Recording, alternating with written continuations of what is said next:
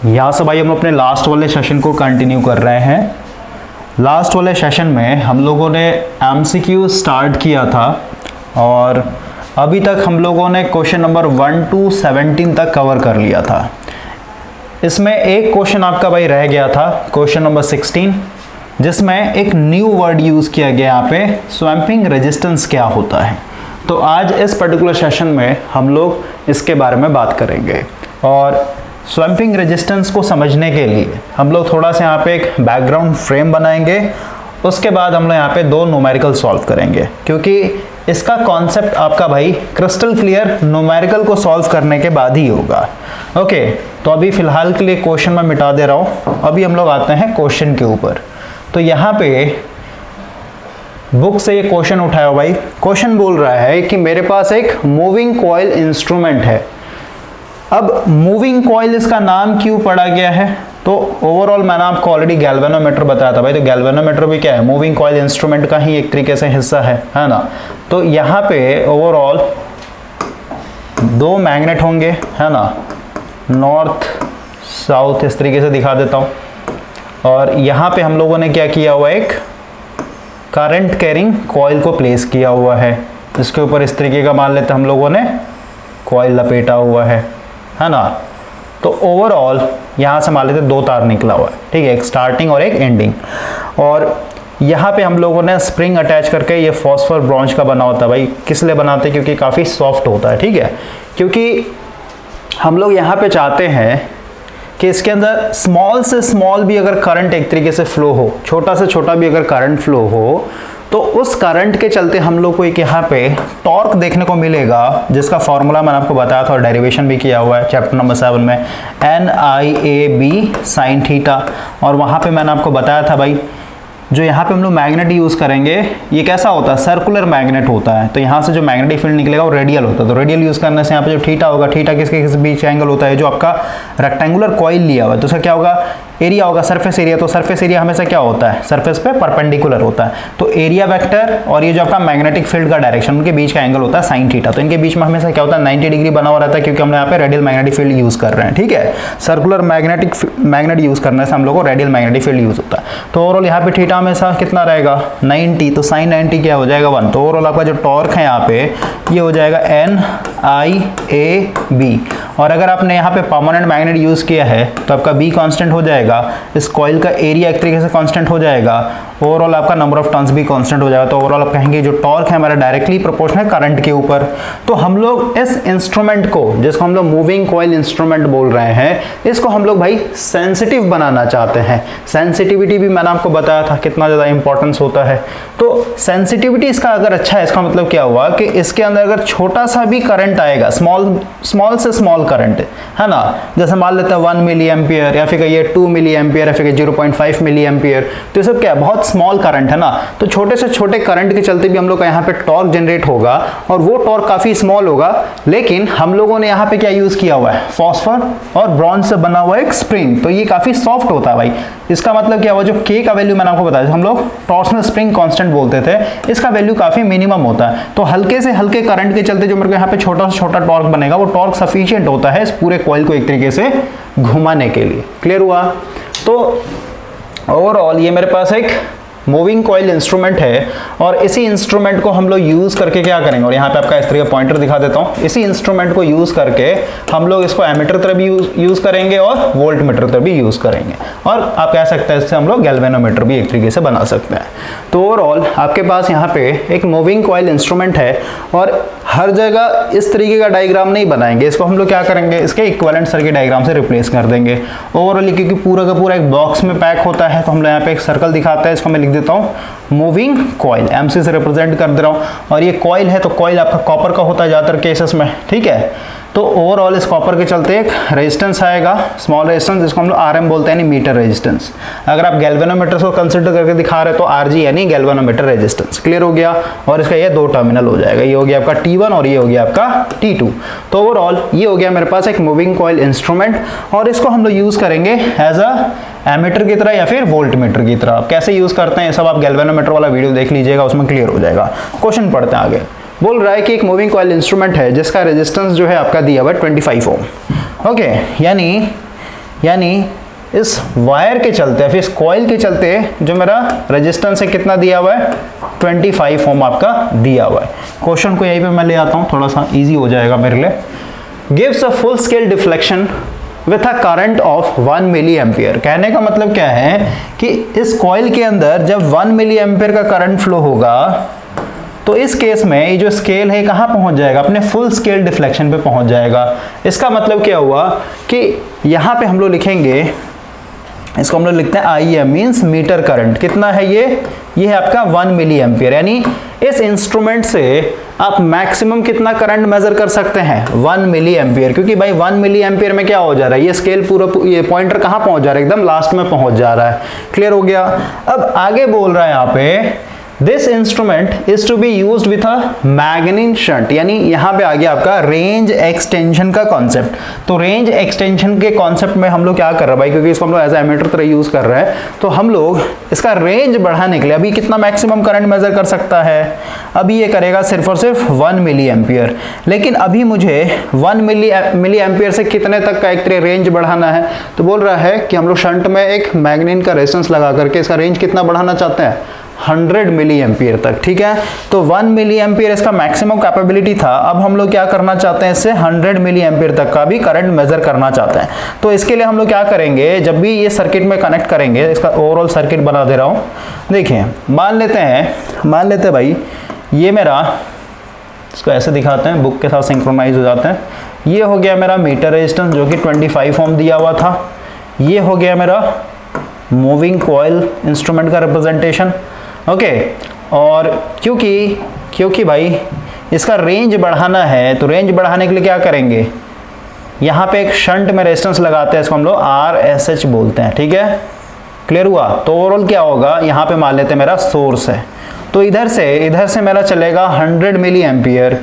ठीक है, और 100 मिली एम्पियर क्या होगा, हम लोग इस साइड में मैक्सिमम कितना करंट भेज सकते हैं, सिर्फ और सिर्फ 1 मिली एम्पियर, क्योंकि भाई 1 मिली एम्पियर पे क्या हो जाएगा, फुल स्केल डिफ्लेक्शन हो जाएगा। अगर 1 मिली एम्पियर से ज़्यादा आपने करंट भेज दिया तो क्या होगा, इस कॉइल के अंदर जैसे ही 1 मिली एम्पियर से ज़्यादा करंट आएगा, और इस कॉइल का आप देख रहे हैं रेजिस्टेंस है, तो सीधी सी बात है करंट बढ़ने के चलते I स्क्वायर R लॉस भी क्या हो जाएगा, बढ़ जाएगा।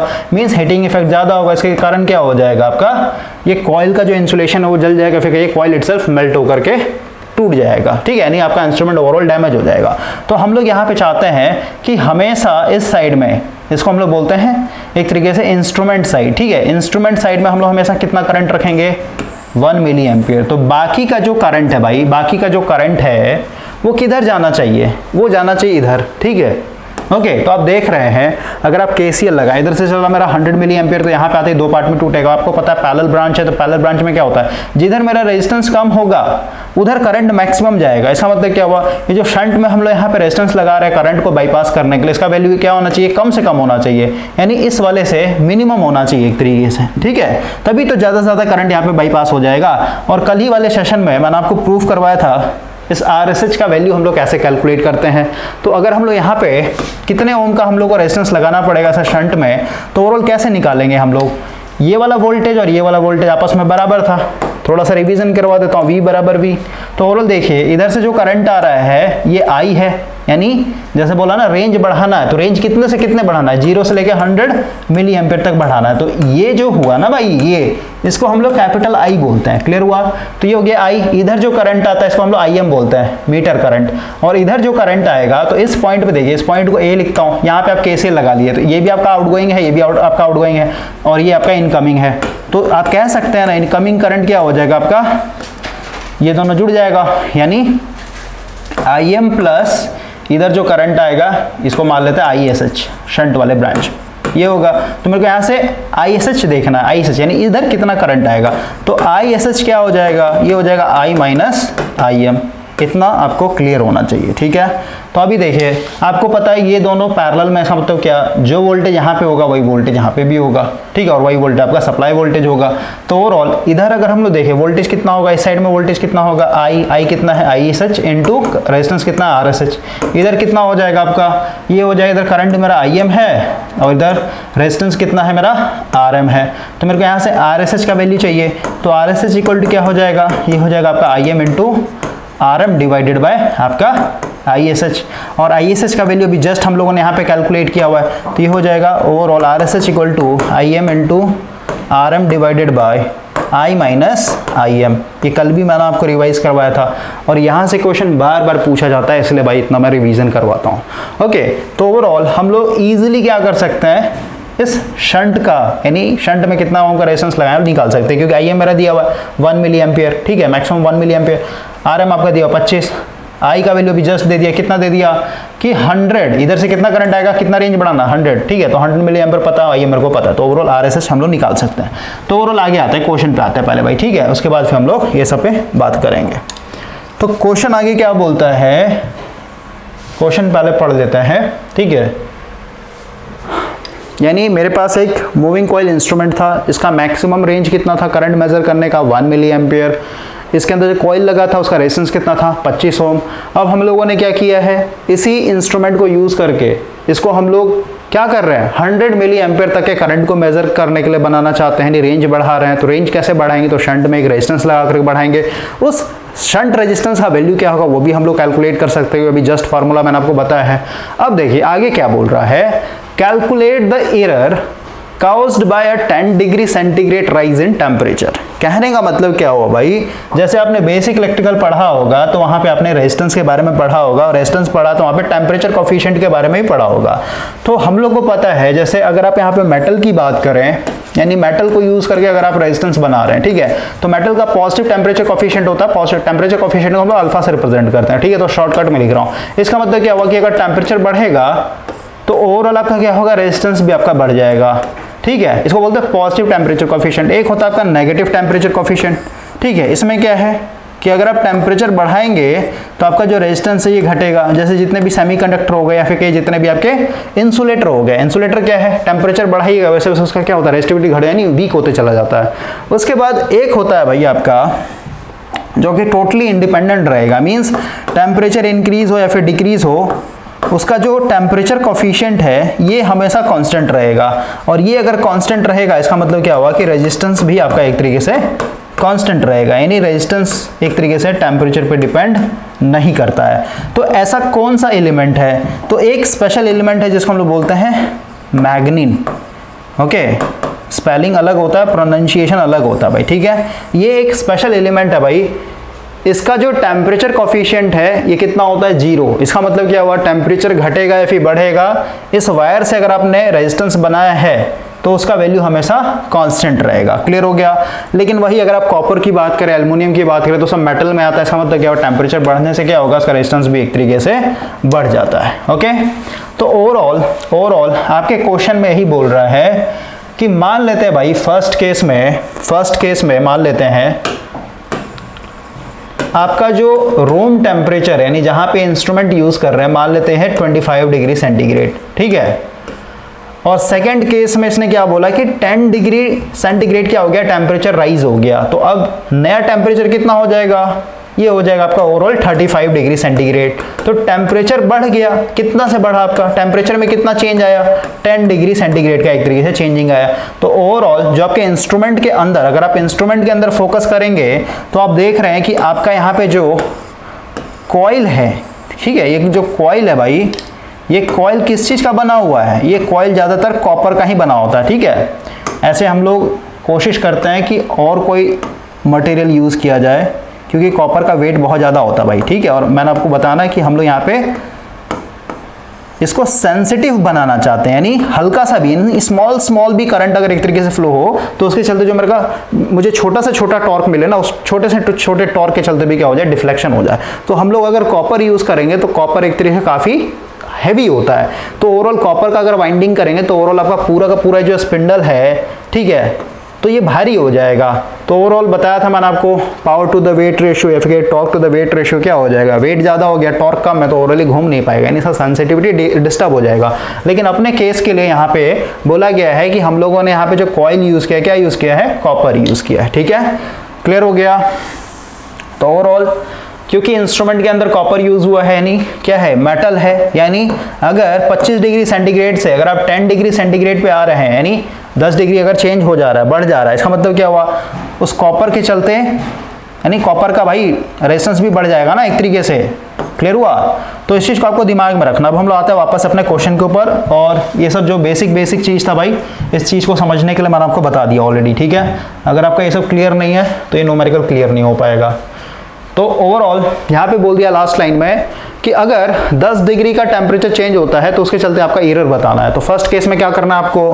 फर्स्ट केस में आपको यहाँ पे कैलकुलेट करना है कि मेरा जो इंस्ट्रूमेंट है कितने पे है, 25 डिग्री सेंटीग्रेड, या फिर उसको हम लोग बेस मान लेंगे, यानी रेफरेंस मान लेंगे भाई। ठीक है, और सेकंड केस में क्या करेंगे, 10 डिग्री सेंटीग्रेड बढ़ा करके फिर कैलकुलेशन करेंगे। ठीक है, तो ओवरऑल पहला पॉइंट पढ़िए क्या बोल रहा है। When the copper moving coil, मतलब ये जो मूविंग कॉइल इंस्ट्रूमेंट इसके अंदर कॉपर यूज किया हुआ। ठीक है, when the copper moving coil is connected directly across the manganin. ठीक है, और कुछ लिखा हुआ है यहाँ पे, और यहाँ पे देखिए एक चीज आपको दिमाग में डालना है, यहाँ पे इंपॉर्टेंट लाइन लिखा हुआ है।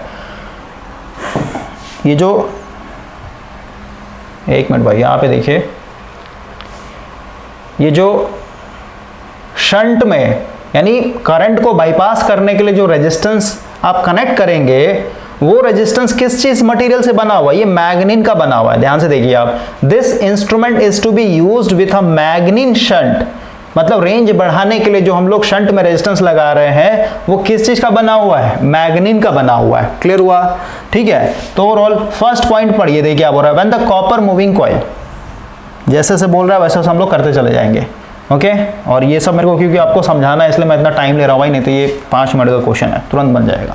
तो ओवरऑल आप पहले डायग्राम समझ लीजिए कि ये मेरा एक तरीके से भाई मूविंग कॉइल इंस्ट्रूमेंट हो गया।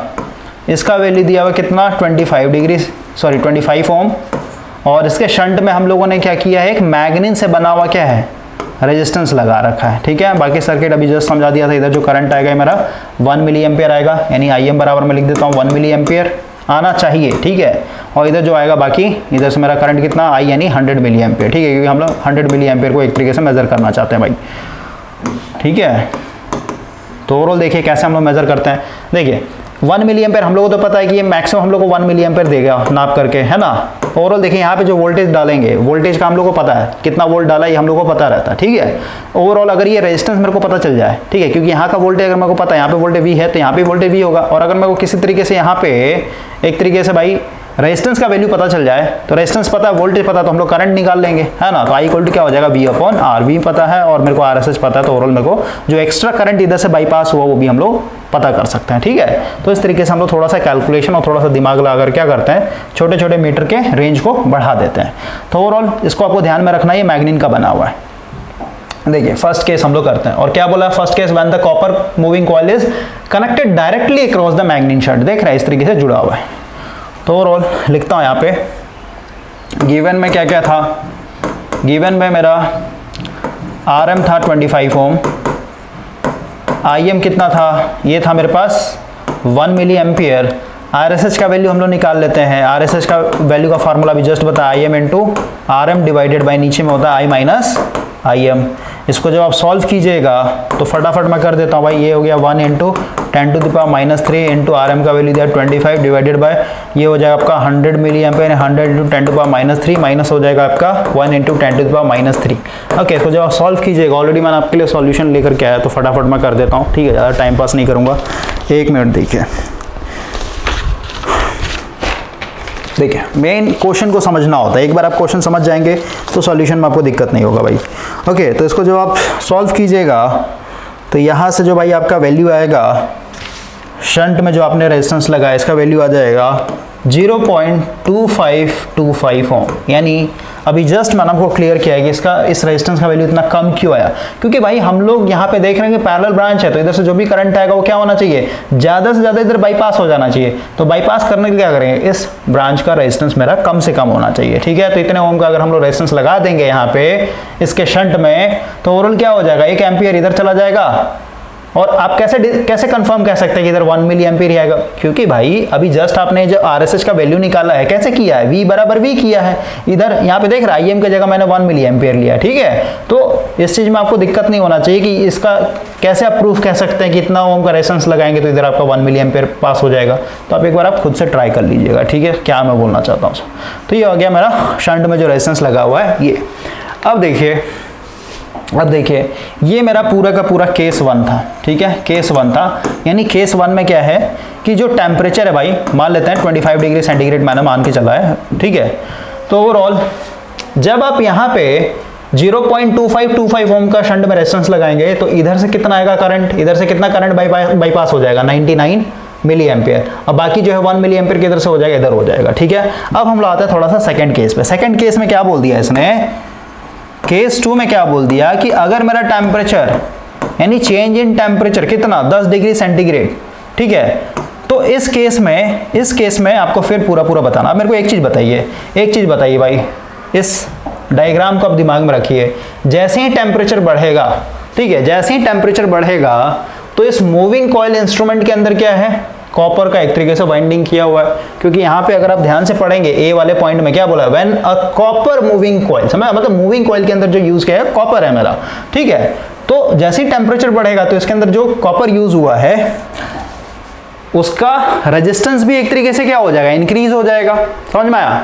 और अगर हम लोग इसकी बात करें टेम्परेचर बढ़ने से, क्योंकि मैग्नीन का बना हुआ है तो इसमें भी कुछ ना कुछ बढ़ेगा, टेम्परेचर बढ़ेगा, ठीक है। जीरो होता है लेकिन 100% जीरो नहीं होगा। तो ओवरऑल इस क्वेश्चन के नीचे में देखिए, इस क्वेश्चन के नीचे में यहाँ पे एक इंपॉर्टेंट लाइन दिया हुआ है, the temperature coefficient of a copper का टेम्परेचर कोफिशिएंट दिया, यानी अल्फा का वैल्यू दिया कितना 0.004 पर डिग्री सेंटीग्रेड।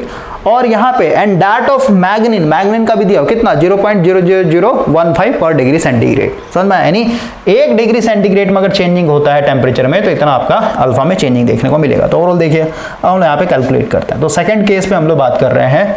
सेकंड केस में सबसे पहले यहाँ पे मैं मूविंग कॉइल के अंदर जो रेजिस्टेंस है, जिसको हम लोग मीटर रेजिस्टेंस बोल रहे हैं, इसके ऊपर बात करते हैं, ठीक है। तो इसका जो किसी एक पर्टिकुलर टेम्परेचर चेंज हो गया, इसलिए मैं यहाँ पे जैसे ये फॉर्मूला आपने पढ़ा होगा, RT इक्वल टू होता है R0, ये होगा 1 plus alpha change in temperature मतलब T2 माइनस T1। पहले अगर मान लें 25 डिग्री सेंटीग्रेड है, अब फाइनल पोजीशन कितना होगा 25 डिग्री से 10 डिग्री चेंज हुआ, यानी अभी कितना है 35 डिग्री सेंटीग्रेड, समझ में आया। तो इसको बोलते हैं T2 minus T1 change in temperature, clear हो गया। तो ओवरऑल ये फॉर्मूला यूज करके हम लोग देखते हैं। तो ओवरऑल मूविंग कॉइल की बात हो रही है यहाँ पे, तो ये मूविंग कॉइल की बात हो रही है भाई, ठीक है। तो ओवरऑल मैं लिखता हूँ यहाँ पे मीटर रेजिस्टेंस जो होगा जैसे ही टेम्परेचर चेंज होगा तो यहाँ पे पहले R0 मतलब क्या, इनिशियल पॉइंट पे कितना था इसका 25 ओम था, ठीक है। 1 प्लस अल्फा दिया हुआ है क्योंकि ये कॉपर है, यहाँ पे लिख दे रहा हूँ, यहाँ पे कॉपर है तो कॉपर का जो टेम्परेचर कोफिशिएंट है यानी अल्फा का वैल्यू कितना 0.004 पर डिग्री सेंटीग्रेड, क्लियर हुआ। तो यहाँ पे होता है अल्फा, यानी अल्फा का जब मैं लिखूंगा 0.004 इंटू T2 माइनस T1। तो आपको यहाँ पे साफ साफ लिखा हुआ चेंज इन टेम्परेचर कितना है आपका 10 डिग्री सेंटीग्रेड। तो ओवरऑल इसको 10 से मल्टीप्लाई कर दूंगा, कोई दिक्कत नहीं। इसको जब आप सॉल्व कीजिएगा तो ओवरऑल इसका वैल्यू आएगा भाई 26 ओम, 26 ओम। पहले देखिए फर्स्ट केस में कितना था, फर्स्ट केस में इनिशियल केस में कितना था 25 डिग्री सेंटीग्रेड, अब कितना हो गया आपका 26 डिग्री, यानी 1 ओम एक तरीके से क्या हो गया, इंक्रीज हो गया है। और होना भी चाहिए क्योंकि कॉपर की बात हो रही है, मेटल है ये आपका। अब हम लोग थोड़ा सा और आगे आते हैं भाई, देखें अब अगर यहाँ पे अपने सर्किट के अंदर देखेंगे तो सर्किट के अंदर एक और रेजिस्टेंस लगा हो शंट में, देख रहे हैं। तो टेम्परेचर बढ़ा तो इसमें भी कुछ ना कुछ चेंजिंग होना चाहिए, तो इसके ऊपर थोड़ा सा हम लोग बात करते हैं, ठीक है।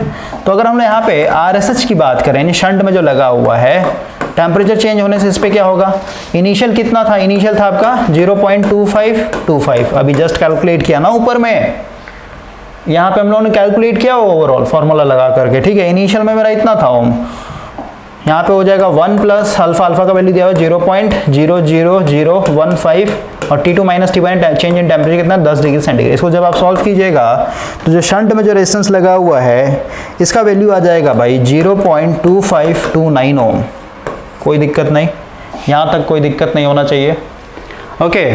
तो ओवरऑल आप देख रहे हैं जो मेरा सर्किट है, फिर से यहाँ पे बनाता हूँ, ये जो मेरा सर्किट है भाई, ये हो गया आपका मूविंग कॉइल। यहाँ पे अब जो मेरा रेजिस्टेंस है कितना हो गया, 26 ओम हो गया है। यहाँ पे जो रेजिस्टेंस है कितना हो गया, 0.2529 ओम हो गया है। और बाकी आपका वैसे का वैसे ही रहेगा। अब मेरे को एक चीज़ बताइए भाई, यहाँ से तो मेरा 100 मिली एम्पियर ही करंट चलेगा, कोई दिक्कत नहीं। लेकिन मेरे को एक चीज़ बताइए, जैसे ही रेजिस्टेंस चेंज हो गया तो क्या इधर अब 1 मिली एम्पियर ही करंट फ्लो होगा?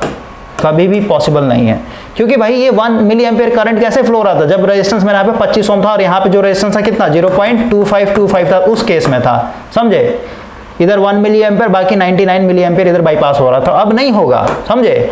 तो यही चीज तो हम लोग को देखना है ना कि कितना अब इधर फ्लो होगा, इस साइड में कितना फ्लो होगा, समझ रहे बात को? ये पुराना वाला डाटा मैं मिटा देता हूँ। इस साइड में यानी मीटर साइड में इधर कितना करंट फ्लो होगा, यानी ये जो मीटर लगा है ये मीटर मेरे को कितना एक तरीके से रीड करके देगा। तो ओवरऑल देखिए हम लोग यहाँ पे करंट डिवीजन रूल लगा सकते हैं। मेरे को इधर का करंट चाहिए, IM चाहिए भाई, ठीक है? तो IM मैं निकालना चाहता हूँ। तो करंट डिवीजन रूल आपको पता है, इसका बगल वाला रेजिस्टेंस लेते हैं, यानी कितना टोटल करंट पहले कितना है मेरा, 100 मिली एम्पियर था, इनटू इसके बगल वाला रेजिस्टेंस यानी अपोजिट साइड वाला रेजिस्टेंस का वैल्यू लेते हैं, okay, divided by total resistance. तो 26 प्लस कितना हो जाएगा, 0.2529। इसको जब आप सॉल्व कीजिएगा तो यहाँ से भाई IM का वैल्यू आ जाएगा, ये आ जाएगा भाई 0.963 मिली एम्पियर। समझ में आया?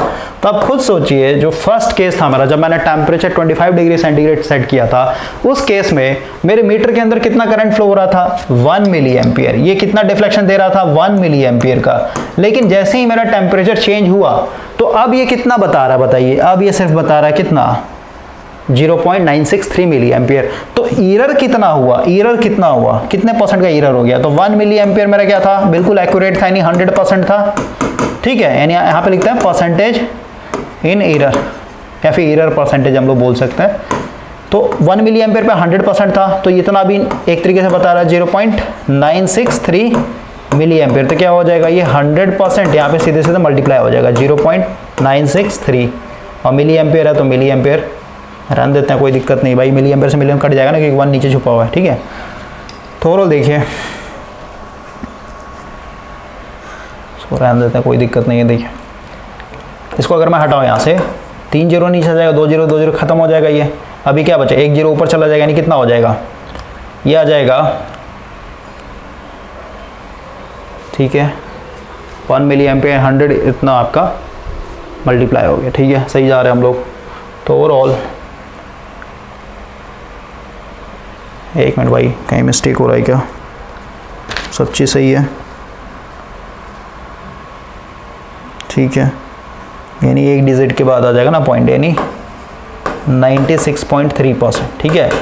तो ओवरऑल देखिए, पहले ये 100% एक तरीके से रीडिंग दे रहा था, अब कितना दे रहा है ये, सिर्फ और सिर्फ 96.3, ठीक है? तो एरर कितना आया, परसेंटेज इन एरर कितना हो गया भाई, कितना हो गया बताइए? 100% में से अगर इसको आप घटा देंगे 96.3%, तो ओवरऑल कितना आएगा, ये हो जाएगा 7, यानी 7 इधर आएगा, तो यानी हो जाएगा 3.7, ठीक है? इसमें 7 जोड़ेंगे, 97 3 100 हो जाएगा, ओके? और ये क्योंकि पहले से कम शो कर रहा है ना, पहले 100% था, 1 मिली एम्पियर, पहले से कम करंट शो कर रहा है, पहले 1 मिली एम्पियर शो कर रहा था, अब ये 0 पॉइंट, यानी ये किस में आएगा, आपका नेगेटिव में आएगा, ठीक है? यानी इतना जो है 3.7, नेगेटिव है पॉजिटिव से कोई लेन देन है, बस समझिए 3.7% का क्या हो गया भाई, आपका यहाँ पे एरर आ गया। कैसे एरर आया? सिर्फ और सिर्फ टेम्परेचर वेरिएशन के कारण, टेम्परेचर में चेंज आने के कारण आपका जो ये इंस्ट्रूमेंट है, जिसको आप रेंज एक्सटेंशन के लिए यूज़ कर रहे थे, इसमें आपका ये गलत बताने लग गया। तो इसको हम लोग सही कैसे करेंगे, ठीक है? हम लोग नहीं चाहते हैं एरर हो, तो इसको सही करने के लिए हम लोग क्या करते हैं भाई, हम लोग यहाँ पे ये जो हम लोग के पास मूविंग कॉइल इंस्ट्रूमेंट है ना, इसी के सीरीज में क्या करेंगे, एक और रेजिस्टेंस यहाँ पे ऐड करेंगे, और इस रेजिस्टेंस को हम लोग बोलते हैं स्वैम्पिंग रेजिस्टेंस। अब रेजिस्टेंस ऐड करने से कैसे सही हो जाता है, तो इस पर हम लोग बात करते हैं। सबसे पहले इतना आप लिख लीजिए नोट्स के साथ, क्योंकि हम लोग को मिटाना पड़ेगा, ओके? देखिए इसको मैं थोड़ा सा मिनिमाइज़ करता हूँ, और बाकी सब जो है इसको नीचे ले आते हैं भाई, ओके? स्पेस हो जाएगा। तो फर्स्ट केस तो हम लोगों ने पढ़ दिया, ए वाला जो बोला था, ठीक है? यहाँ पे हम लोग को पता चल गया 3.7% का एरर आ रहा है। अब सेकंड केस पढ़ते हैं, इसका बी पॉइंट पढ़िए, क्या बोल रहा है, a 75 ohm manganin resistance is used in series with the moving coil instrument. यानी मेरे पास जो मूविंग कॉइल इंस्ट्रूमेंट था, इसके सीरीज में आपका एक रेजिस्टेंस था RM जिसका वैल्यू दिया हुआ था 25 ओम। ठीक है, इसको भी उसे करेंगे, पहले मेरे को बना लेने दीजिए। ठीक है, ये हो गया मेरा मूविंग कॉइल, और इसी के सीरीज में हम लोग क्या कर रहे हैं, एक और रेजिस्टेंस लगा रहे हैं जो कि 75 ओम का है। और ये किस चीज़ का बना हुआ है, ये बना हुआ है मैग्नीन का, ये आपको दिमाग में रखना है, मैग्नीन का बना हुआ भाई।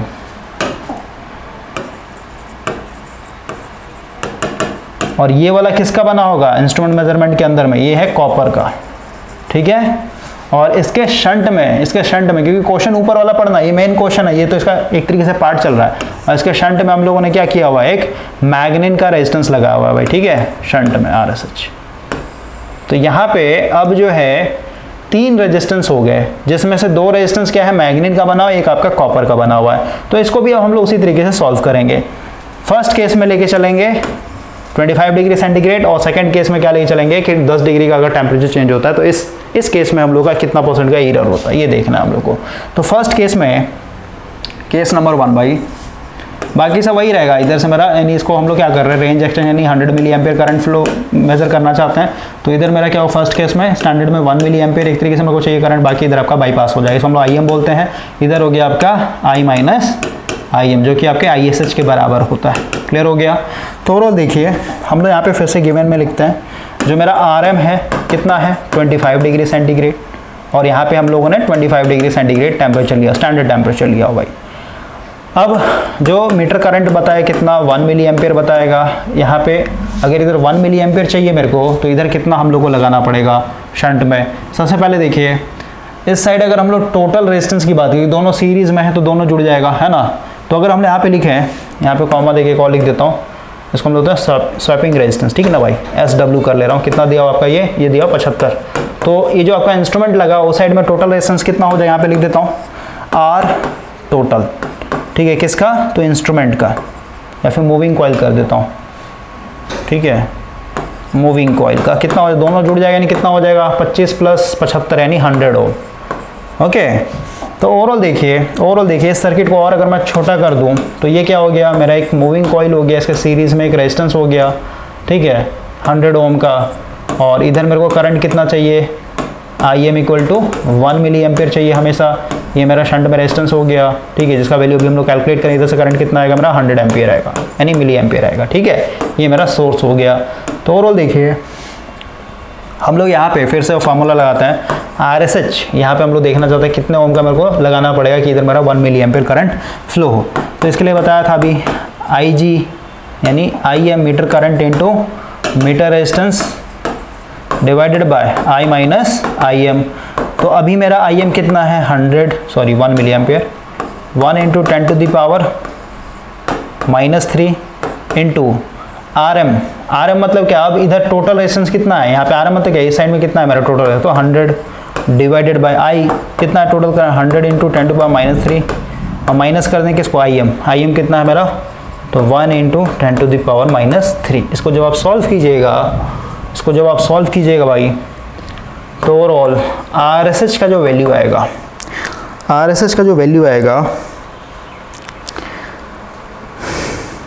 ठीक है, ये आ जाएगा 1.01 ओम।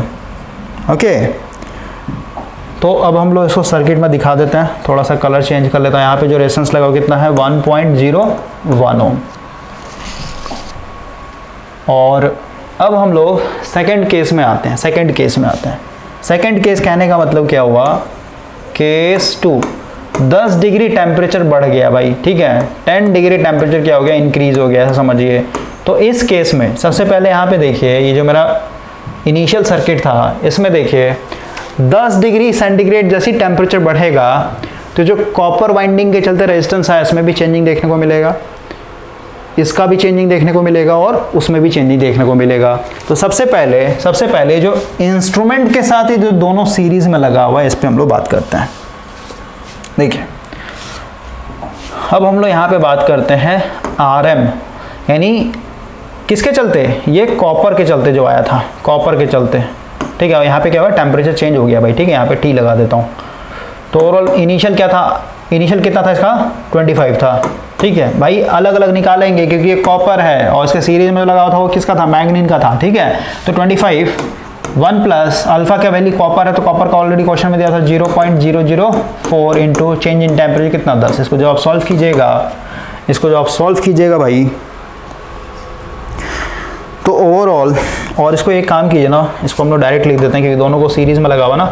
तो ये हो गया आपका, एक मिनट, ये हो गया किसका, कॉपर के चलते। और इसी के सीरीज में क्या लगा हुआ है, एक सीरीज में लगा हुआ है जिसको हम लोग स्वैपिंग रेजिस्टेंस बोल रहे थे, ठीक है। और एक किससे का बना हुआ था, मैग्नीन का बना हुआ था भाई, ठीक है। तो टेम्परेचर ऐसे ही चेंज होगा, तो इसके चलते देख लेते हैं। इसका इनिशियल वैल्यू कितना था 75, ये क्या हो जाएगा 1 प्लस अल्फा का वैल्यू मैग्नीन का कितना था 0.00015 into change in temperature 10 degree centigrade.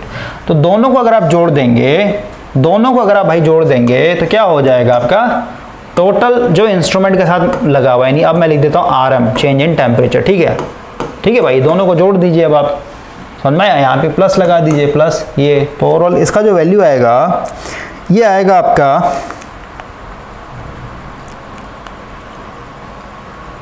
ये आ जाएगा भाई आपका 101.11 ओम। क्लियर हुआ। तो ओवरऑल देखिए समझिए, यहाँ पे थोड़ा सा ब्रेक लेकर के, जब हम लोगों ने फर्स्ट केस लिया था, तो फर्स्ट केस भाई जब हम लोगों ने दोनों को जोड़ा, ठीक है, यहाँ पे दोनों को जब जोड़ा था, इसको और इसको जोड़ा था, कब, जब मेरा फर्स्ट केस चल रहा था, यानी रूम टेम्परेचर पे थे हम लोग। तो दोनों को जोड़ने पे कितना आ रहा था, 75 प्लस 25 यानी 100 डिग्री सेंटीग्रेड आ रहा था। देख रहे हैं यहाँ पे 100 डिग्री सेंटीग्रेड आ रहा था मूविंग कॉइल के साथ सीरीज में लगा हुआ।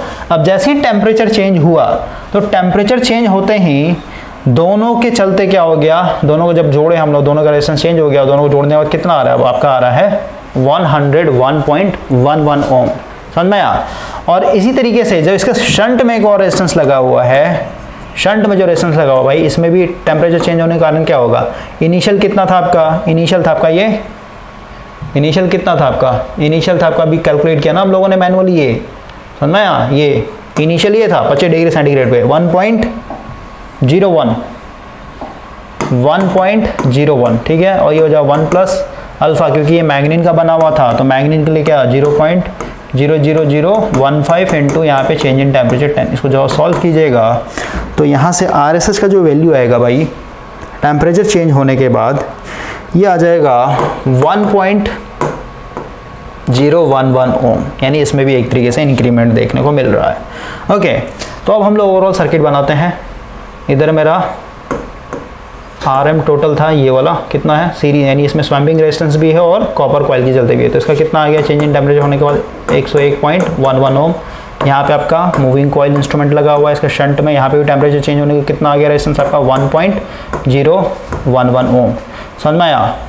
तो ओवरऑल इधर से जो करंट आ रहा है कितना आएगा 100 मिली एम्पियर, ठीक है। तो हम लोग देखना चाहते हैं इधर मेरा करंट कितना आएगा, ठीक है। हम लोगों ने क्या किया है, हम लोगों ने क्या किया भाई, कुछ नहीं, चेंज टेम्परेचर चेंज होने के चलते उसका हम लोग रेजिस्टेंस का उसी हिसाब से कैलकुलेट कर दिया। तो ओवरऑल यहाँ पे IM चाहिए मेरे को, तो IM एनीमीटर में कितना करंट अभी आएगा। तो ओवरऑल क्या है, इसका बगल वाला रेजिस्टेंस इधर का निकाला, इसका बगल वाला रेजिस्टेंस लेंगे, यानी टोटल करंट पहले लिखते हैं 100 मिली एम्पियर इनटू इसका बगल वाला रेजिस्टेंस यानी 1.011 divided by sum of total resistance, यानी कितना हो जाएगा 1.011 प्लस ये हो जाएगा 101.11। इसको जब आप सॉल्व कीजिएगा तो जो आपका मीटर करंट आएगा, जो मीटर करंट आएगा भाई, एक मिनट,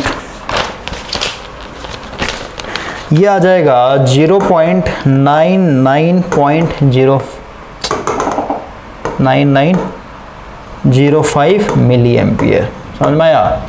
तो ओवरऑल आप देख रहे हैं कि जब हम लोगों ने फर्स्ट केस यानी ए वाला जो केस था, इसमें जब हम लोगों ने कोई भी स्वैम्पिंग रेजिस्टेंस नहीं लगाया था, तो वहाँ पे जो करंट फ्लो हो रहा था, है ना, टेम्परेचर चेंज होने के बाद कारण जो करंट फ्लो हो रहा था भाई वो कम आ रहा था, ठीक है। और अभी जैसे हमने स्वैम्पिंग रेजिस्टेंस लगाया, तो अब ये जो करंट है आप देख रहे हैं 1 मिली एम्पियर के अप्रॉक्सीमेटली क्या है, बराबर है। क्लियर हुआ, ठीक है। तो ओवरऑल अगर हम यहाँ पे परसेंटेज नहीं देखें, यानी जब हम लोगों ने रूम टेम्परेचर पे इसको देखा भाई, तो यहाँ पे आपका किधर कितना जा रहा था, 1 मिली एम्पियर जा रहा था। अब जैसे ही आपने टेम्परेचर चेंज किया तो यहाँ पे आप देख रहे हैं कि अब इधर कितना करंट आ रहा है, सिर्फ और सिर्फ 0.9905 मिली एम्पियर। तो यहाँ पे एक तरीके से परसेंटेज एरर देख लेते हैं। 1 मिली एम्पियर फ्लो हो रहा था फर्स्ट केस में, कितना हो गया 100%। तो ओवरऑल अभी कितना फ्लो हो रहा है, ये हो रहा है 95 मिली एम्पियर। तो इसको अगर आप सॉल्व कर लेंगे तो क्या हो जाएगा 100% इंटू कितना हो जाएगा 0.9905। इसको अगर हटाएंगे तो 4 जीरो नीचे आ जाएगा, तो 2 जीरो से 2 जीरो खत्म हो जाएगा। ओवरऑल क्या हो जाएगा 99.05%।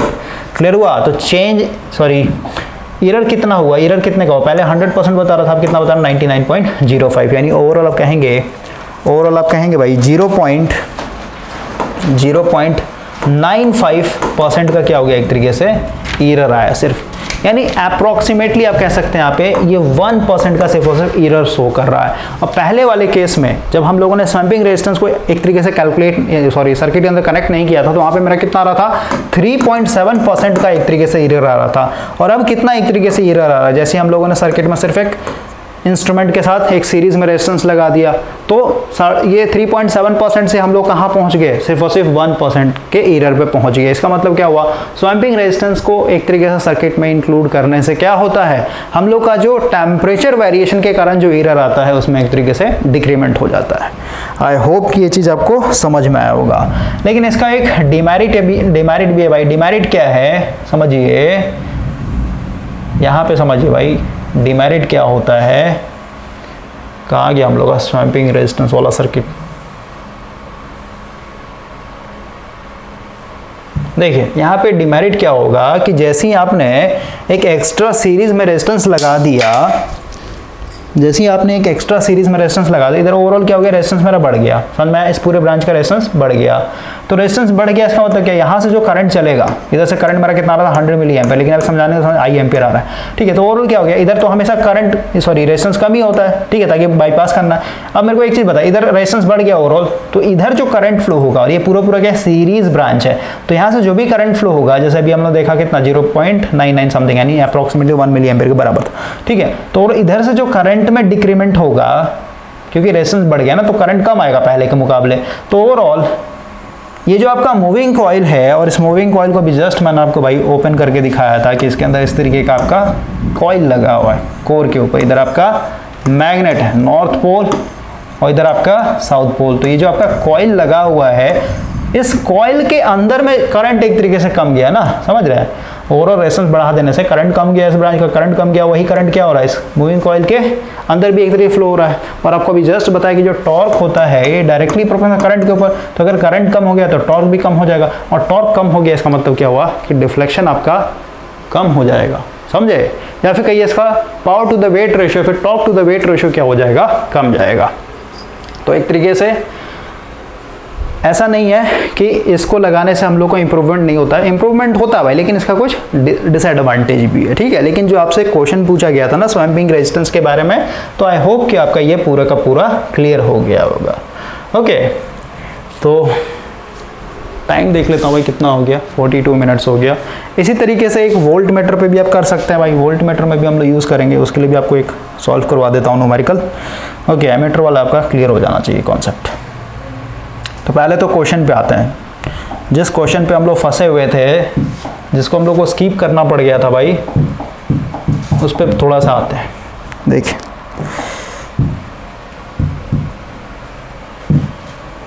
यही था क्वेश्चन आपका, क्वेश्चन नंबर 16। क्वेश्चन नंबर 16 पढ़िए क्या बोल रहा है। A small swapping resistance is put in series with operating coil of a moving coil ammeter in order to compensate for the effect of। तो किसको compensate करने के लिए करते हैं, टेम्परेचर वेरिएशन के कारण जो आता है उसको compensate करने के लिए हम लोग यूज करते हैं। क्लियर हो गया। नेक्स्ट क्वेश्चन देखिए, the material of a shunt should be. अभी जो हम लोग ने शंट में रेजिस्टेंस लगाया था, ये स्वैपिंग रेजिस्टेंस की बात नहीं हो रहा है यहाँ पे, शंट में जो आपने रेजिस्टेंस लगाया था भाई, ठीक है, इसको हम लोग किस मटेरियल से बनाते हैं, तो हमेशा मैग्नीन से बनाते हैं। मैग्नीन का क्या होता है, एक तरीके से नेग्लिजिबल टेम्परेचर कोफिशिएंट, यानी जीरो टेम्परेचर। ऐसा 100% तो जीरो नहीं होगा, अभी बताया ना मैंने आपको, क्योंकि मैग्नीन का कितना था आपका अल्फा का वैल्यू 0.00015 पर डिग्री सेंटीग्रेड, तो ये काफ़ी एक तरह नेग्लिजिबल होता है। तो इस चीज़ को आपको दिमाग में रखना है। अब आते हैं थोड़ा सा वोल्ट मीटर के ऊपर। वोल्ट मीटर के ऊपर भाई क्वेश्चन दे देता हूँ मैं। ओके, इसको आप सॉल्व कर लीजिएगा। PDF चाहिए हम लोग को। देखिए ये क्वेश्चन है आपका, इसमें भी उसी तरीके का। देखिए क्या बोल रहा है, एक मूविंग कॉइल इंस्ट्रूमेंट है जिसका रेजिस्टेंस दिया हुआ है, अब समझिए RM का वैल्यू दिया हुआ है 25 ओम। मतलब जो मूविंग कॉइल है, मूविंग कॉइल के अंदर जो वाइंडिंग किया हुआ कॉपर वाइंडिंग, उसका वैल्यू दिया हुआ है आपका। आगे बोलता है gives a full scale deflection with a voltage, यानी वोल्ट मीटर की बात हो रही है। वोल्ट मीटर का एक तरह कॉन्सेप्ट चल रहा है, अभी जो बताया वो एमीटर था, ये क्या है वोल्ट मीटर है। ओके, तो यहाँ पे ये जो आपका इंस्ट्रूमेंट है ये मैक्सिमम कितना वोल्टेज एक तरीके से मेजर कर सकता है, ये कितना मेजर कर सकता है भाई, ये कर सकता है सिर्फ और सिर्फ 25 मिली वोल्ट। ठीक है, इतना आपका ये मेजर करके बता देगा। आगे बोल रहा है this instrument is to be used with a series multiplier. मैंने आपको बताया था वोल्ट मीटर का रेंज बढ़ाना है तो हम वहाँ पे सीरीज में एक तरह रेजिस्टेंस कनेक्ट करते हैं। जैसे आप इमेजिन कीजिए फिर से मूविंग कॉइल इंस्ट्रूमेंट है, तो हम लोग कैसे रिप्रेजेंट करेंगे, कैसे रिप्रेजेंट करेंगे। एक हो गया आपका इस तरीके का बॉक्स, इसके सीरीज में हो गया आपका RM। ठीक है, अब अगर आप इसको एमीटर तरह यूज कर रहे हैं, एमीटर में रेंज बढ़ाना है तो आपको क्या करना पड़ेगा, शंट में, इसके शंट में एक तरीके से क्या करना पड़ेगा, एक रेजिस्टेंस लगाना पड़ता था। लेकिन अगर आप वोल्ट मीटर बनाकर यहाँ रेंज बढ़ाना चाहते हैं तो रेंज, वोल्ट मीटर में रेंज हमेशा सीरीज में लगाना पड़ता है। ठीक है भाई, यहाँ पे सीरीज में लगाएंगे आप रेजिस्टेंस को। तो वही बोल रहा है कि एक वोल्ट मीटर है जिससे हम लोग मैक्सिमम कितना 25 मिली वोल्ट तक मेजर कर सकते हैं, लेकिन मेरे को इसका रेंज बढ़ाना है, और रेंज बढ़ा के कितने तक मेरे को मेजर करना है, 100 वोल्ट तक मेजर करना है भाई। ठीक है, तो ओवरऑल यहाँ पे मैं लिख देता हूँ उसका रेंज क्या है, रेंज क्या है, रेंज को ऐसे लिखते हैं हम लोग, वोल्टेज रेंज क्या है 0 से 10 वोल्ट, यानी मैक्सिमम कितना है इसको ओवरऑल V = 10 वोल्ट आप लिख सकते हैं। ठीक है, आगे आता है नेक्स्ट पेज पे, बाकी का इसका रिमेनिंग क्वेश्चन है। और नेक्स्ट क्वेश्चन देखिए क्या बोल रहे हैं, सॉरी नेक्स्ट लाइन क्या बोलता है, calculate the error caused bye 10 degree centigrade rise in temperature. Okay, तो इसको अगर मैं समझाऊँ, फटाफट मैं समझा देता हूँ भाई, और फटाफट यहाँ पे सॉल्यूशन आप लोग पास फटाफट लिख देता हूँ। ठीक है, एक क्वेश्चन ऑलरेडी मैं आपको डिटेल में समझा दिया, तो ये वही चीज़ है। ओके, इसमें दिक्कत नहीं होना चाहिए आपको। तो सर्किट पहले मैं बना देता हूँ। देखिए मेरे पास ये मूविंग कॉइल हो गया, ये मूविंग कॉइल के अंदर जो कॉपर है उसके चलते जो रेजिस्टेंस आया, ठीक है भाई, इसको हम लोग RM बोलते हैं। इसका वैल्यू दिया हो कितना, इसका वैल्यू कितना दिया होता है 25 ओम। ठीक है, इसके सीरीज़ में हम लोग क्या करेंगे, एक रेजिस्टेंस लगाएंगे, रेंज बढ़ाना है मेरे को। और क्योंकि ये वोल्ट मीटर है पूरा, तो वोल्ट मीटर हम लोग हमेशा क्या करते हैं भाई बताइए, वोल्ट मीटर हम लोग हमेशा लोड के अगर ये लोड है मेरे पास, मान लेते हैं RL लगा हुआ है, तो लोड के हमेशा क्या करते हैं, शंट में लगाते हैं, यानी पैरेलल में लगाते हैं इस तरीके का, समझे। तो अगर यहाँ पे V वोल्ट होगा तो यही वोल्टेज क्या होगा, इसके क्रॉस भी होगा, और वही वोल्टेज क्या होगा, यहाँ से लेके यहाँ तक इसके क्रॉस भी होगा, यानी पूरे ब्रांच में V वोल्ट ही होगा, इसमें कोई दिक्कत नहीं। हम लोगों ने ऑलरेडी इससे पहले वाले सेशन में ये बात किया था, इसका वैल्यू हम लोग कैसे निकालेंगे, तो इसके लिए मैंने आपको फार्मूला डिफाइन किया था। यहाँ पे V बराबर V कर लेंगे, है ना, V बराबर V। यहाँ से जो करंट आएगा, ये मान लेते हैं I है, इधर जो करंट आएगा, इधर जो करंट, क्योंकि इंस्ट्रूमेंट में जा रहा है इसको हम लोग मीटर करंट बोल रहे थे, और इधर जो करंट आएगा क्या हो जाएगा आपका I - IM कर लेंगे, है ना, याद होना चाहिए आपको।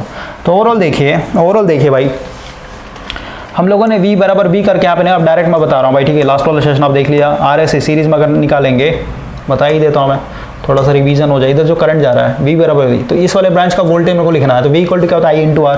ठीक है, इधर जो करंट आ रहा है क्या बोल रहा हूँ मैं, IM बोल रहा हूँ। ठीक है, और टोटल रेजिस्टेंस है दोनों सीरीज में ऐड हो जाएगा, RSC प्लस क्या हो जाएगा RM, और ये मस्ट B = क्या हो जाएगा, मस्ट B = क्या हो जाएगा, ये वाला वोल्टेज, तो ये वाला वोल्टेज क्या होगा, इस V के बराबर होगा, समझ में आया। और ये जो V है, ये V कितना है आपका, कितने रेंज का होना चाहिए, 10 वोल्ट, है ना, 0 से 10 वोल्ट का रेंज, यानी ये मेरे को पता ऑलरेडी। तो यहाँ से अगर आप ब्रैकेट तोड़ दें, सॉरी यहाँ पे मेरे को RSC चाहिए ना, तो ओवरऑल IM को उधर भेजता हूँ भाई, तो RSC प्लस RM = क्या हो जाएगा, V/IM हो जाएगा।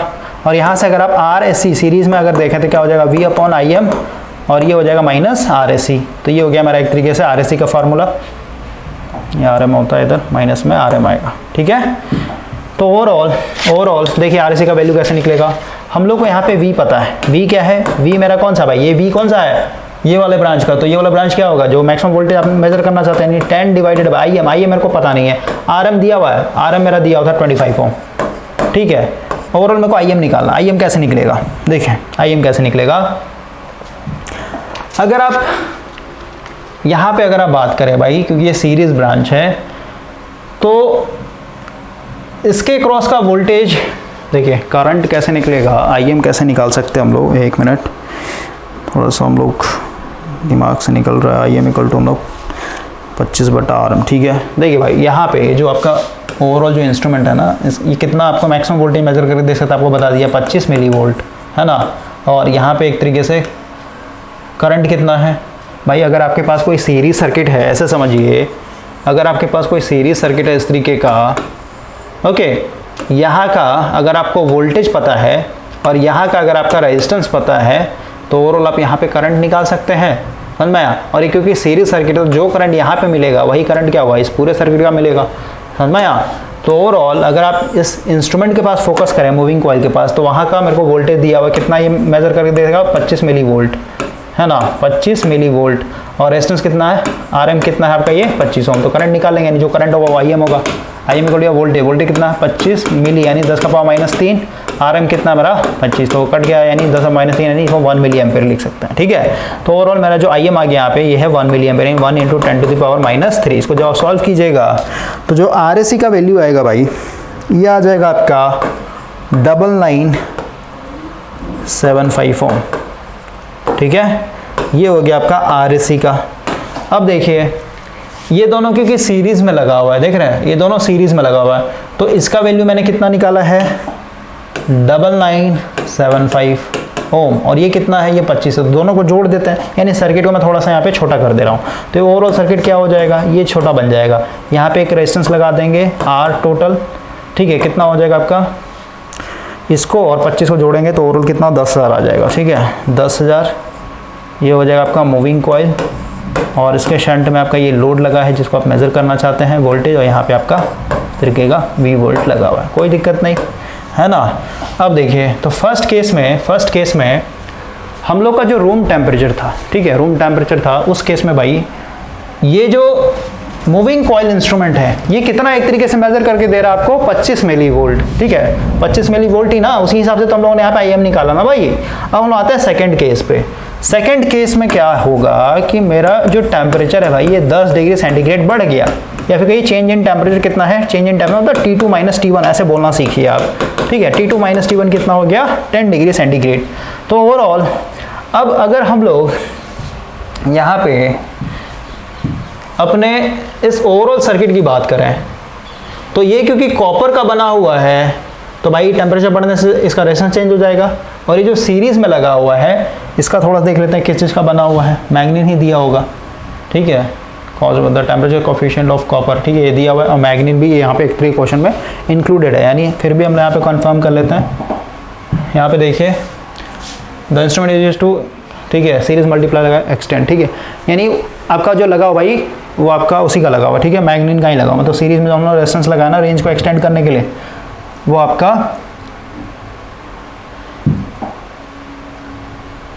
ठीक है वही है।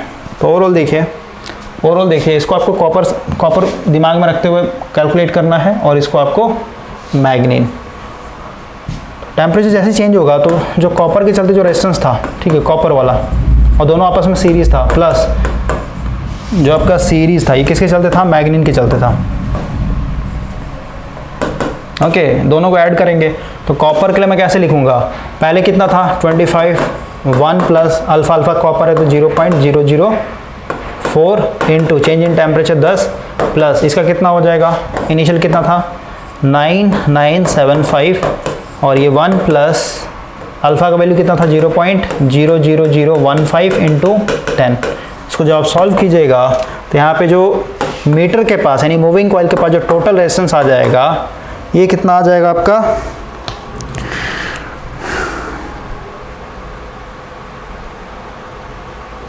ये आ जाएगा भाई दोनों को जोड़ने पे 10016 ओम, समझा। पहले कितना था दोनों को जोड़ने पे 10,000, अब कितना आ गया 10,016 आ गया, देख रहे हैं बढ़ गया आपका रेजिस्टेंस। तो ओवरऑल अब मैं सर्किट थोड़ा बनाता हूँ यहाँ पे। ये दोनों को जोड़ के जो मेरा रेजिस्टेंस आया कितना है, फाइनल रेजिस्टेंस 10,016 ओम। यहाँ पे मेरा मूविंग कॉइल लगा हुआ है, इधर जो करंट जा रहा था उसको मैं IM बोल रहा था, इधर जो मेरा लगा हुआ था ये लोड था, और इसी के शंट में जो है मेरा यहाँ पे वोल्टेज लगा है, सोर्स लगा हुआ था। तो ओवरऑल भाई मेरे को अब वोल्टेज देखना है, ठीक है, इस वोल्ट मीटर का रीडिंग देखना है, ठीक है, कितना आ रहा है। तो कैसे हम लोग देखेंगे, पहले कितना वोल्ट मेजर कर रहा है, यानी जब यहाँ पे इसको भी आप कंपेयर ही कर लिए ना, जब यहाँ पे फर्स्ट केस में 10,000 वोल्ट था, सॉरी 10,000 ओम था, 10,000 ओम, ठीक है, दोनों को जोड़ने पे, तो ये जो इंस्ट्रूमेंट था 10,000 कैसे हुआ भाई, यहाँ पे सीरीज में लगा हुआ था ना। इसको देखिए आप, समझिए, फिर से समझा रहा हूँ। अगर मैं यहाँ पे कोई सीरीज में रेजिस्टेंस ना लगाऊं, ठीक है, इसको आप समझ, यहाँ पे कोई सीरीज में रेजिस्टेंस नहीं लगा हुआ है, तो ये जो इंस्ट्रूमेंट है ये मैक्सिमम कितना वोल्टेज मेजर कर सकता था, सिर्फ और सिर्फ 25 मिली वोल्ट, कोई दिक्कत नहीं। हम लोगों ने क्या किया, इसका रेंज एक्सटेंड करने के लिए एक सीरीज में रेजिस्टेंस लगाया, उस रेजिस्टेंस का वैल्यू कितना आया कैलकुलेट करने पे 9975। तो ये जो आपने सीरीज में रेजिस्टेंस लगाया, तो सीरीज में रेजिस्टेंस लगाते ही अब ये इंस्ट्रूमेंट कितना एक तरीके से मेजर करेगा, 10 वोल्ट मेजर करेगा, समझ में आया। लेकिन अब जो सेकंड केस हम लोग स्टडी कर रहे हैं उसमें भाई बोला गया है कि टेम्परेचर आपका 10 डिग्री क्या हो गया है, इंक्रीज हो चुका है। तो टेम्परेचर इंक्रीज होते ही क्या हो गया, यहाँ पे अब 10,000 ओम ना हो करके दोनों को जोड़ने के बाद ये कितना हो गया आपका 10,016 ओम हो गया। इसका मतलब क्या हुआ कि अब ये कभी भी आपका 10 वोल्ट मेजर नहीं करेगा, पहले जितना ये बता रहा था उतना नहीं मेजर करेगा, इसमें एरर आएगा।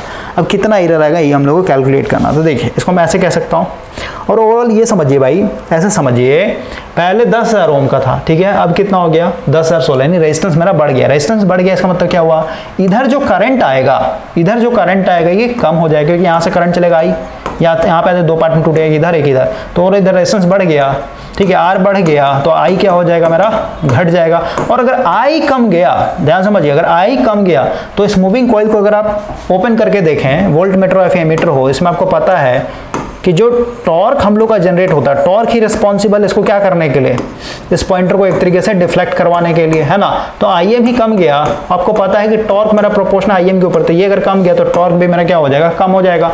इसका मतलब क्या हुआ, फर्स्ट केस में जब मेरा 10,000 ओम एक तरीके रेजिस्टेंस आ रहा था, तो ये भाई पॉइंटर मान लेते हैं एक तरीके से थीटा, यहाँ पे थीटा की लैंग्वेज में रुकते हैं, थीटा मान लेते हैं 45 डिग्री एक तरीके से मूव कर जा रहा था। लेकिन अब करंट कम गया है यहाँ पे, तो सीधी सी बात है डिफ्लेक्शन भी क्या होगा, 45 डिग्री नहीं कर पाएगा, 45 से कम ही रहेगा। मान लेते हैं करंट कम गया तो टॉर्क कम गया, इसका मतलब कि अब थीटा जो है सिर्फ कितना मान लेता है 40 डिग्री एक तरीके से, यानी ये जो है पॉइंटर सिर्फ 40 डिग्री ही मूव कर पा रहा है। इसका मतलब क्या हुआ, इसके स्केल पे, क्योंकि भाई अब पॉइंटर यहीं पे आकर के रुक जाएगा, तो स्केल पे जो रीडिंग होगा, पहले अगर 10 वोल्ट बता रहा था, तो अब ये 10 वोल्ट थोड़ा ना बताएगा, 10 वोल्ट से क्या होगा आपका कम रीडिंग देगा ये, समझे। तो एरर आ गया कि नहीं आ गया, बोलिए। हाँ, कितने का एरर आया ये हम लोग निकालते हैं। तो एरर निकालने के लिए ओवरऑल हम लोग ऐसे कर सकते हैं, देखिए जब मेरा 10,000 था, ठीक है, 10,000 ओम था, तो वोल्टेज कितना बता रहा था ये 10 वोल्ट, ठीक है, तो 1 ओम होगा तो कितना हो जाएगा 10 वोल्ट। अगर आप यहाँ पे कितना आ गया 10,016 ओम है, तो यहाँ पे कितना हो जाएगा, तो इस तरह की कैलकुलेटर तो ज़्यादा आ जाएगा भाई, ठीक है। लेकिन हम इसको उल्टा करके लिखेंगे, और उल्टा करके लिखिएगा तो इसको हम ऐसे लिख सकते हैं, 10,000 को ऊपर रखिए डिवाइडेड बाय, ठीक है, 10,016 और गुना हो जाएगा यहाँ पे आपका 10 वोल्ट। इसको जब आप सॉल्व कीजिएगा तो आ जाएगा 9.984 वोल्ट, यानी इस बार जो है आपका सिर्फ और सिर्फ इतना ही वोल्ट एक तरीके से ये मेजर करके देगा। मैंने आपको मैनुअली समझाया भाई, यहाँ पे वोल्टेज क्यों कम करके शो करेगा ये, ठीक है। पहले 10 वोल्ट मेजर करके दे रहा था, अब कितना मेजर करके दे रहा है, सिर्फ और सिर्फ इतना ही मेजर करके दे रहा है। इसका मतलब क्या हुआ, अब अगर हम लोग यहाँ पे एरर देखें तो जो 10 वोल्ट था ये अपने आप में 100% होगा, तो 1 वोल्ट की बात करें क्या हो जाएगा 100% डिवाइडेड बाय 10, हम लोग कितने पे देखना है, इतने पे 9.984 पे देखना है भाई, ठीक है। तो 1 0 से 1 0 खत्म हो जाएगा, और यहाँ से अगर आप करेंगे तो 3 0 है ना, तो 1 0 से 1 0 ये भी खत्म हो जाएगा। मतलब क्या हुआ, ये हो जाएगा 99.84%, यानी वोल्ट मीटर के केस में यहाँ पे भाई चेंज इन टेम्परेचर के कारण क्या हो रहा है, एरर एक तरीके से हम लोग का कम आता है, ठीक है। तो आप कह सकते हैं कि वोल्ट मीटर में भी हम लोग यूज़ कर सकते हैं, लेकिन वोल्ट मीटर में इसको लगाने का कोई मतलब नहीं होता। एक बुक का लास्ट लाइन में पढ़ता हूँ भाई, देखिए बुक वाला क्या बोलता है, समझिएगा इसको ध्यान से।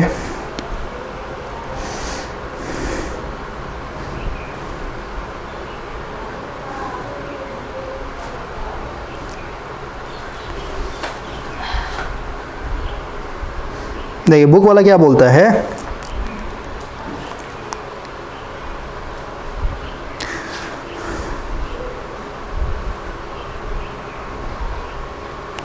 it is clear from the above that the temperature changes have no appreciate effect on the reading of a volt meter, ठीक है।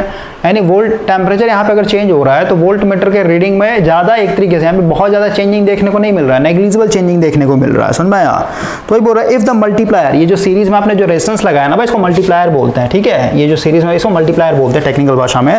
तो बोल रहा है if the multiplier are made up of temperature coefficient, ठीक है, यानी low temperature coefficient material that is manganin. तो वही बोल रहा था temperature changes are swept out by the multiplier, यानी यहाँ पे जो टेम्परेचर चेंज हुआ है, ठीक है, वो एक तरीके से क्या कर दे रहा है, ये ऐड होकर के रेक्टिफाई कर दे रहा है। मतलब अगर आप नहीं लगाते हैं, ठीक है, मतलब भाई इसको मैं कैसे समझाऊं, जैसे आपने लो टेम्परेचर कोफिशिएंट वाला यूज़ किया ना मटेरियल, अगर आप यहाँ पे मान लेते हैं एक ऐसा रेजिस्टेंस यूज़ कर रहे हैं जो कि कॉपर से बना हुआ होता, या फिर एल्युमिनियम से बना होता, या फिर कोई और अदर मटेरियल से बना होता, तो उसका जो अल्फा का वैल्यू होता है वो ज़्यादा होता, अल्फा का वैल्यू ज़्यादा होता है, टेम्परेचर में अगर चेंज होता थोड़ा सा भी तो उसके चलते रेजिस्टेंस भी चेंज, और रेजिस्टेंस चेंज हुआ तो ओवरऑल आपका रीडिंग भी क्या हो जाएगा, गलत आएगा, यानी एरर आ जाएगा। तो हम लोग हमेशा जब भी सीरीज में अगर मल्टीप्लायर यूज़ करें वोल्टमीटर केस में, या फिर कहिए शंट में एमीटर के केस में, तो हम लोग हमेशा किसको यूज़ करेंगे, मैग्नीन को यूज़ करेंगे, या फिर आप ओवरऑल कहेंगे एक ही लाइन में लो टेम्परेचर कोफिशिएंट होना चाहिए, फिर नेग्लिजिबल टेम्परेचर कोफिशिएंट होना चाहिए। उसी मटेरियल को हम लोग यूज़ करते हैं स्वैम्पिंग रेजिस्टेंस को एक तरीके से बनाने के लिए। क्लियर हो गया। तो आज के लिए भाई इतना ही रहने देते हैं, नेक्स्ट सेशन में हम लोग फिर 80 नंबर से कंटिन्यू करेंगे।